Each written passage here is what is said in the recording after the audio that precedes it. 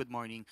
The DICT said recently po na mas maraming cyber attack pa yung inaasahan nila habang papalapit ang halalan. And one of the main factors ay yung paggamit daw po ng mga troll farms pa rin.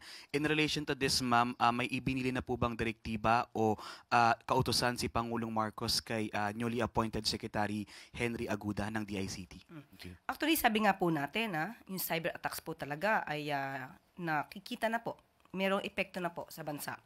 Kaya unang-una po, ang direktiba po ng Pangulo sa bagong appointed na DICT Secretary ay unang-una po, ang programa po ng administrasyon patungkol po sa digitalization, pati po yung internet connectivity across the country, and of course, cybersecurity ang kailangan natin pagtuunan, lalo-lalo po sa ngayong panahon na mayroong pangangampanya at campaign period.